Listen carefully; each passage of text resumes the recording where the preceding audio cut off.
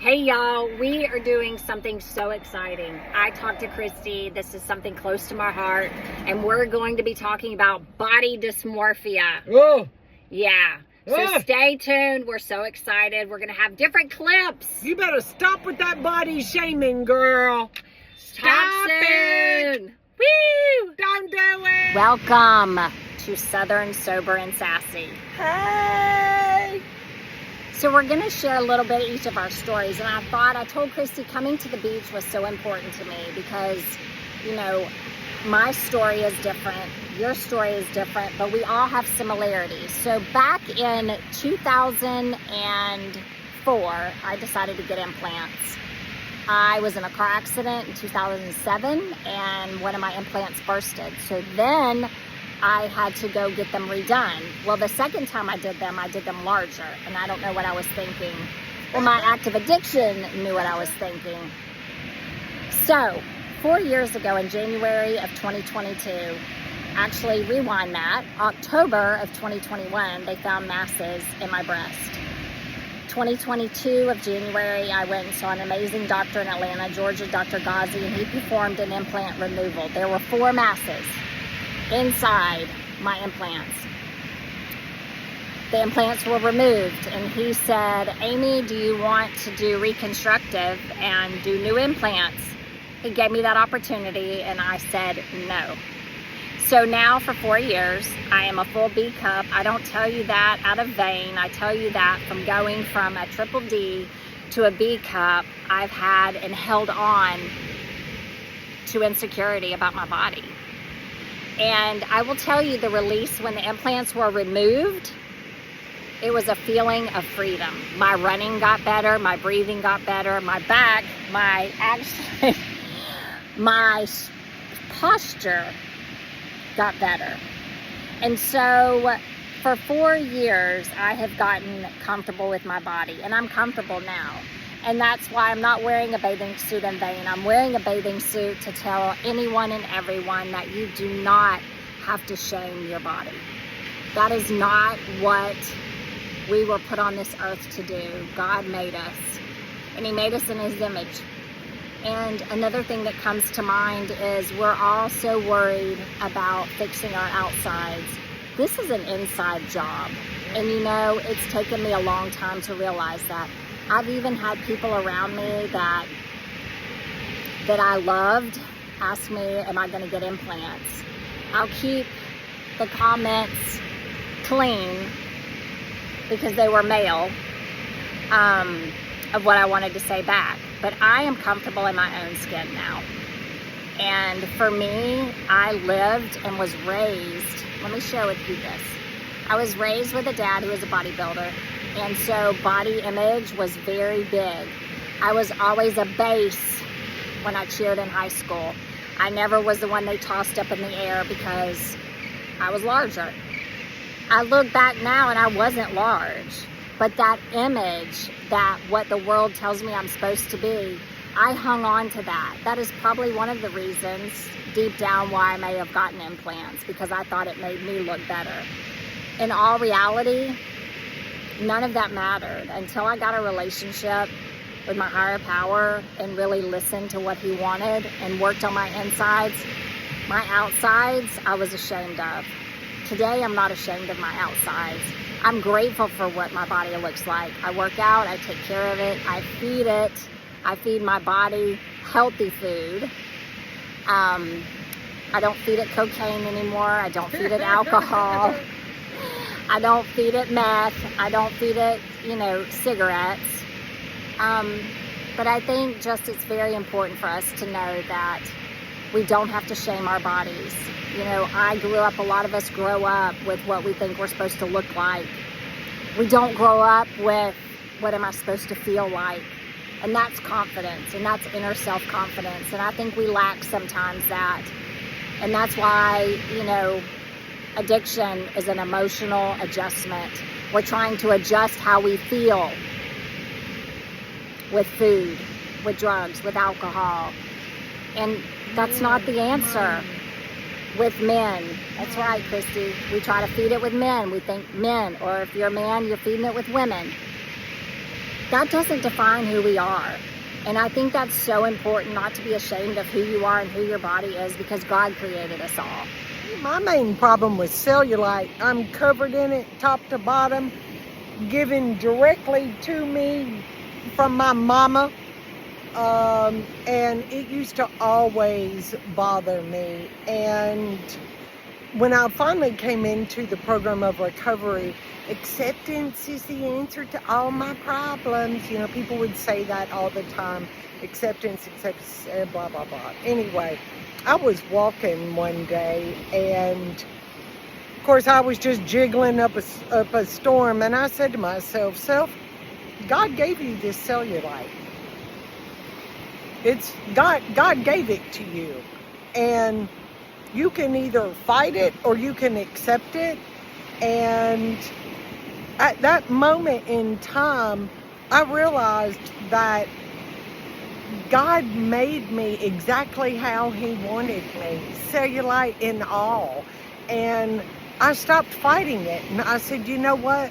I am not going to put down God's handiwork. I am not going to put down God's handiwork. At that point in time, I was thankful that I could just walk, y'all.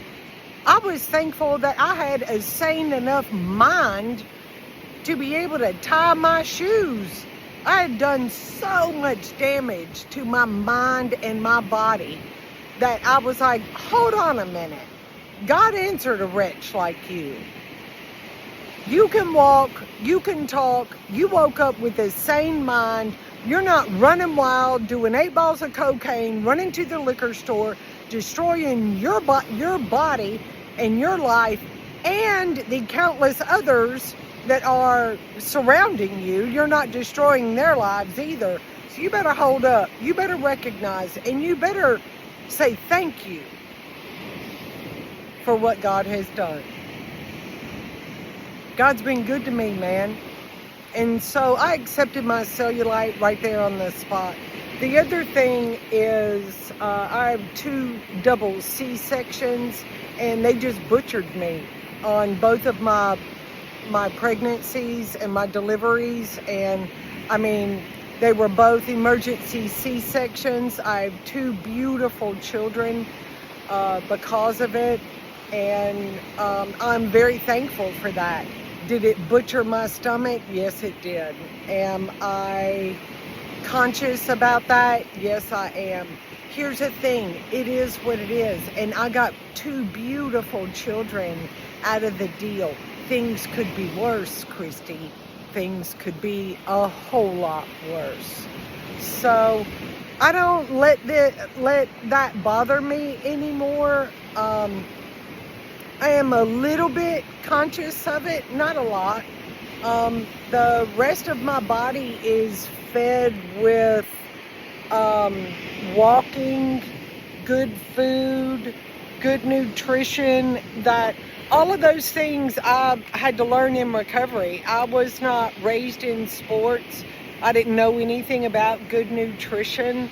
And I had to learn all those things in recovery. So I just try and accept my body exactly how it is now.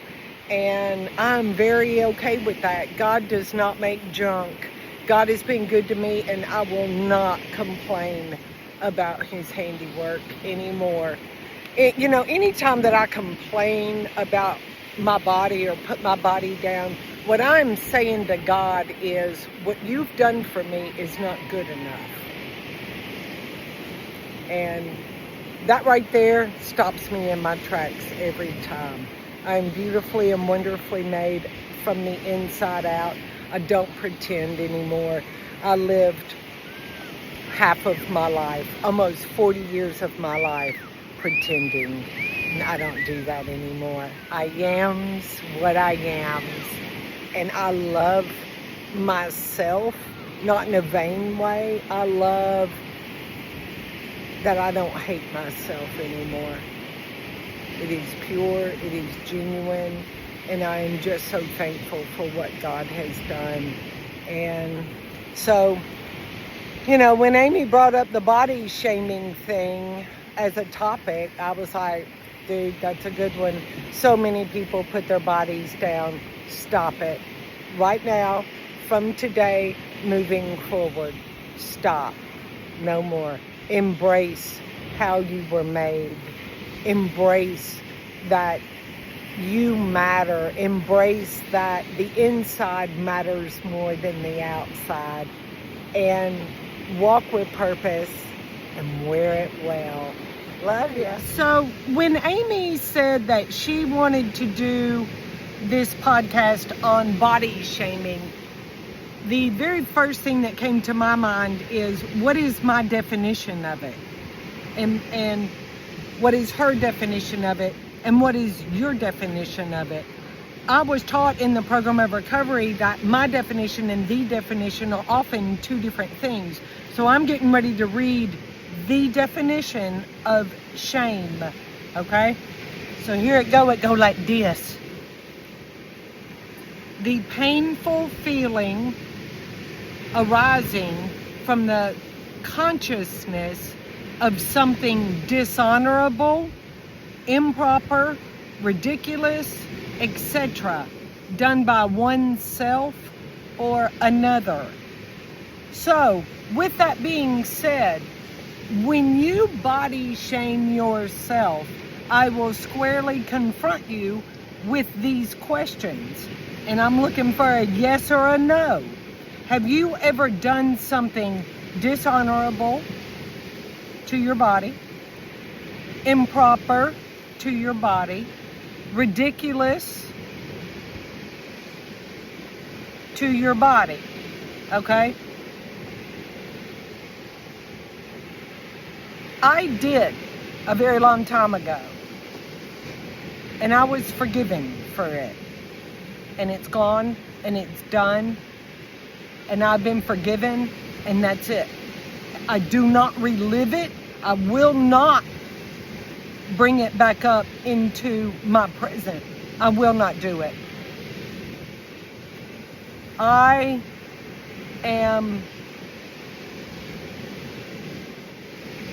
refuse to take back what I gave to God. When I went to God and said, I have done shameful things and I need your help to overcome them, He said, I will forgive you. And it was done, finished, and forgotten on that day, on that dark Saturday with my sponsor. When it all the down and dirty came out, it was gone right there in that day, and I have not taken it back. God has been good to me. I will not body shame myself anymore. So some people have done these things and some people haven't. But don't you be lying about answering that question, because I had to say, yes, I have done dishonorable things to my body, okay? Not everybody does. So make sure that you answer the question correctly, because if you have not done any of those things, then you are full of false shame. It's false. Stop believing the lie. Cancel the lie right here and right now as well. So make sure that you know the difference between true shame and false shame. We just identified it. Then move forward. Love you. It's also important to say that so many people think that they can't overcome shame, and they can. See, I didn't think that I could overcome those shameful things, and that I would never be forgiven, and I was sure as hell wasn't going to talk about it. Well, I kept going back to the liquor store and the dope man's house. So the day came that I was either going to talk about it and be forgiven, or I was going to die an alcoholic death. No, excuse my crudeness, but I was dying an alcoholic death. A price had to be paid. I said, okay, fine. I'll tell one person the truth one time. That's all it took to overcome that shame. So the point of this is don't think that you cannot overcome shame. Whether you did something to yourself or if somebody did something to you. If somebody has done something to you that was shameful, the shame actually lies on their side of the street. Not you, darling. You did not do that. You were a victim of a shameful act that was done upon you, but you did not actually do the shame. The shame was done to you. Know the difference. Both of those you can be free from. So many people think that they can never get rid of shame. It is a lie from the pit of hell. And Amy and I are always here to help you overcome those. So don't ever think that you can't overcome shame, okay? Love ya. Have you ever allowed someone to dictate how you think you're supposed to look? Yep. How you think or what you're supposed to wear? Bam! Bam, sucker! Yes. Woo! That is why the majority of people want to wear things they're uncomfortable with, do things they're uncomfortable with, and be in surroundings and areas they're uncomfortable with because they're relying on someone else's approval and validation. Damn, girl. Preach it. So, for me, I was told, hey, you might look better with breast implants. So I jumped on that and did it. Never thought about the consequences. Now, everyone doesn't have consequences from implants. I know that there's been a surge over the past 5 years about implants leaking, implants harming. I experienced that. Mine was different. There were masses in my breast. Went and had them removed.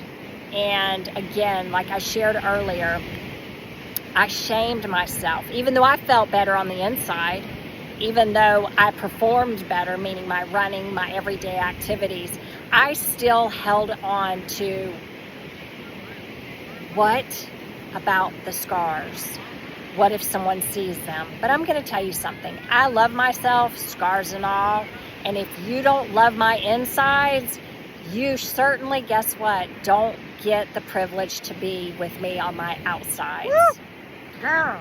And what I mean by that is we are all human beings and we set ourselves up for failure every day when we say should. Should is a shaming word. Bam. I should do this. I should wear this. I mean, hell, healthcare and beauty is billions of dollars every year revenue in making us look the way we need to look. You see I have my hair pulled back? Do you see how my eyes are tighter? Do you see where my top forehead's tighter? You can fix your forehead and crow's feet by pulling a bun behind your head. That was a joke. I'm all for the skincare industry. I am pro that.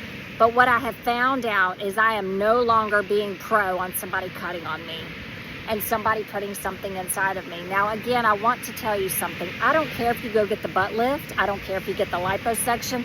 I don't care if you go get implants. I don't care if you get Botox. I've had Botox. Truth be told, I have no shame in that. But look at why you're doing it. If you're doing it for you, great. If you're doing it for someone else, I hope you will pause and hesitate because relationships are not 100% promised. Don't go get things done if it's not for you. Go get them done if they are for you. Don't recreate yourself for someone else. There is the problem. Therein lies the problem. That is why we feel that body shaming because maybe as children, we didn't get what we needed. We were given the piece of cake to shut up. We were given body shaming comes from childhood. I don't care what, I'm not going to argue. Overeating comes from childhood. Eating disorders come from childhood. It begins in childhood. It is emotionally something that we were lacking. Okay, we weren't getting what we needed. We may have been given the birthday cake, because we got the A on the report card. And listen, I'm all about a piece of cake and cupcake. My family will tell you, I show up for parties just for the cake.